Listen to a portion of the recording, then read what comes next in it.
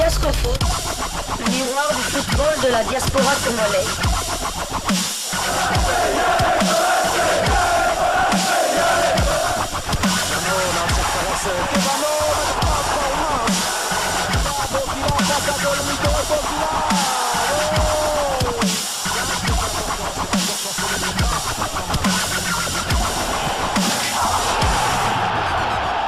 Diascofoot, le miroir du football de la diaspora congolaise.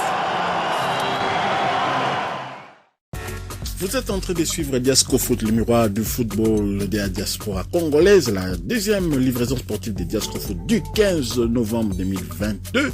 Nous allons nous rendre au Qatar. Nous allons nous rendre au Qatar, pas pour la Coupe du Monde, mais pour prendre des nouvelles de Ben Malango, l'international congolais qui évolue désormais du côté du Qatar. Mais on ne savait pas officiellement dans quel club. On savait peut-être le club, mais c'était pas officiellement publié par cette formation sur les réseaux sociaux. Le Qatar Sport Club confirme finalement l'arrivée de Ben Malango en provenance de Sharjah, un club de D1 des Émirats Arabes Unis. Le transfert a été réalisé depuis le 4 septembre. Comme Sharjah l'avait annoncé, mais depuis que le club émirati avait officialisé ce transfert le 4 septembre dernier, le joueur avait rejoint le Qatar, mais il n'était pas visible sur les réseaux sociaux, du moins dans les sites officiels du club. Mais Sharjah a touché néanmoins 2 millions d'euros. Son transfert en juillet 2021 était le plus cher réalisé par le club du Raja de Casablanca. En effet, le club émirati avait proposé 3,5 millions de dollars, soit 500 000 dollars de plus qu'Al Ain, qui avait proposé 3 millions. Pour s'arracher les services, bien entendu, de l'attaquant international congolais, alors que son club, les Rachats de Casablanca, ont demandé 4 millions du montant pour les libérer.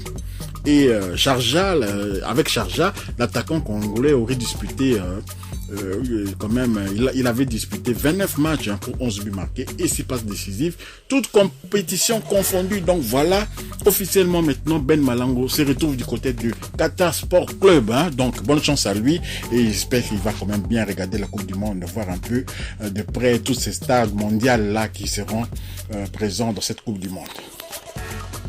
Restons dans le golfe persique du côté de l'Arabie Saoudite, mais pas en première division, en deuxième division. On peut prendre des nouvelles de Walter Boualia qui désormais évolue du côté de la deuxième division saoudienne. Il a été le sauveur de la formation de Al-Qadisiyah face à Al-Kaïsouma avec son 3e but dès la saison. Donc Walter Boualia, il évolue en D2 d'Arabie Saoudite. Pour ceux qui ne savaient pas, vous avez l'information désormais.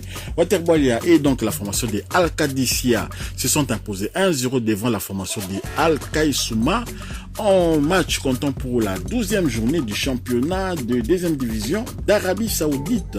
L'attaquant international congolais a disputé cette explication où il aura été le grand bonhomme du match. C'est lui qui marque l'unique but du sien à la 14e minute de jeu. C'est son 3e but de la saison.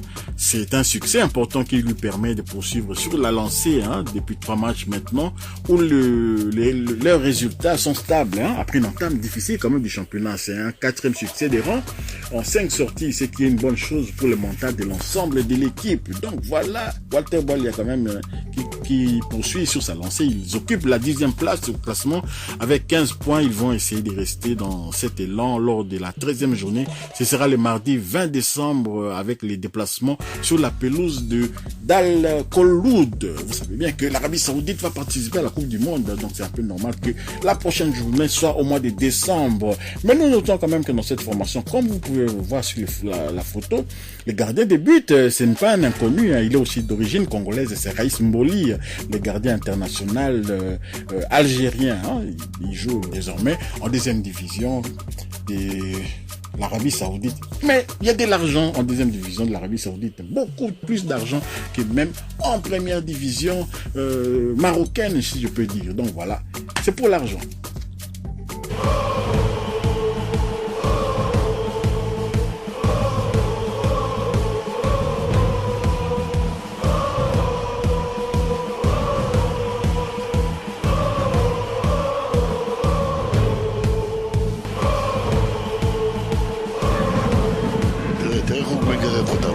הנה מוטקה 3-2-0. ראית איך הוא מגרף אותם? אני אומר לך לפני זה, איך הוא מגרף אותם? הוא עובר אותם כאילו הם לא במשחק בכלל, אין לו התנגדות בכלל, ואתה איזה שמיר הוא נותן. איזה בעיטה, איזה שחקן. Jordan Boutaka.